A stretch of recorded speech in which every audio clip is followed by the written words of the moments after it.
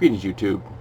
So, a reverend and his congregation have decided to actually make sure that they extend protections and respect towards the LGBT community, and the response from the church that they were members of was to expel them from their church, kicking them free to become an independent church, apparently.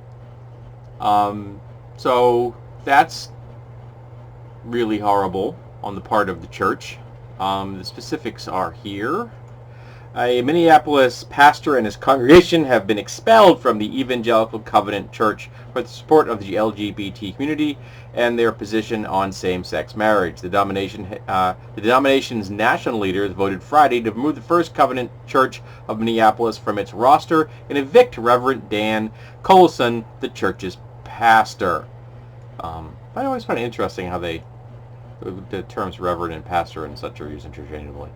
They are found to be out of harmony with its policies due to their stance on human sexuality, the EEC said in its statement. The vote was taken in the ECC's annual meeting, which is held yearly to decide on the denomination's business matters, which makes it always sound so nice and dried and politically neutral now, doesn't it? But the statement from the church itself in question: "We are deeply grieved. We find ourselves cast out by a denomination has historically been able to hold differences and find a middle way.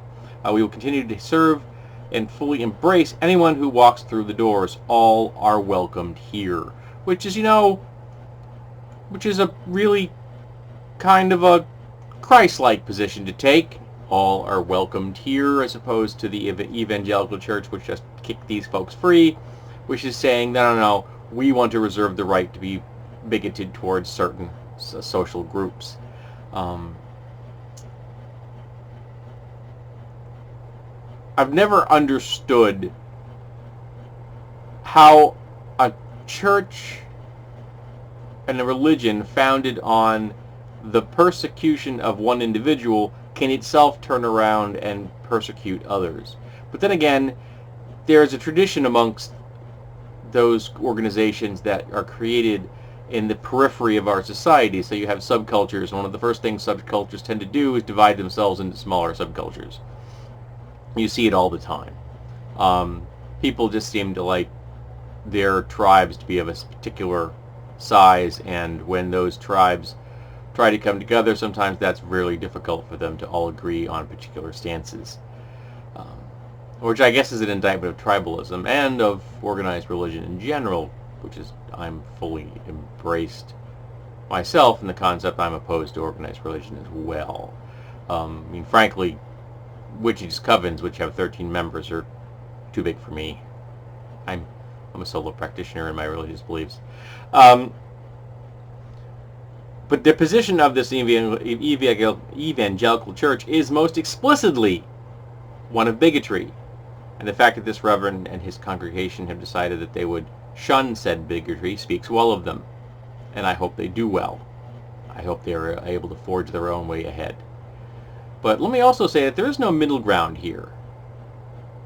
You can't adopt some prejudicial attitudes and eschew others.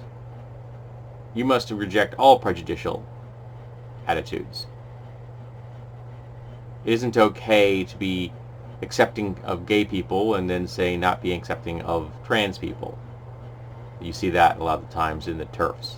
It's not okay to be accepting of women, but say, no, we don't like sex workers, which is both sexist and horrible, because sex workers are people, and they deserve protections and they deserve respect. So as you realize that you have to include more people under the concepts of civil liberties and human rights, that group keeps getting larger, till eventually it includes us all. What a stellar concept, that everyone is worthy of human rights and civil liberties.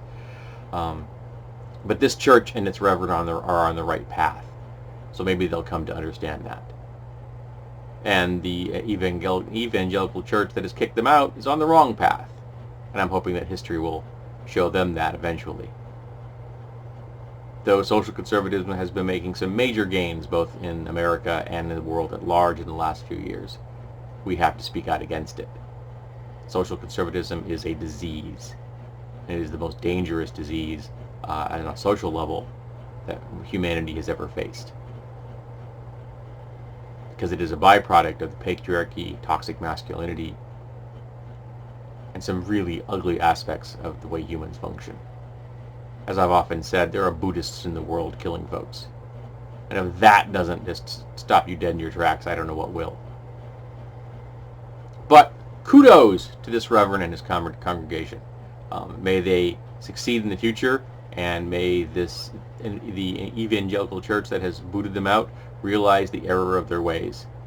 So, happy Friday.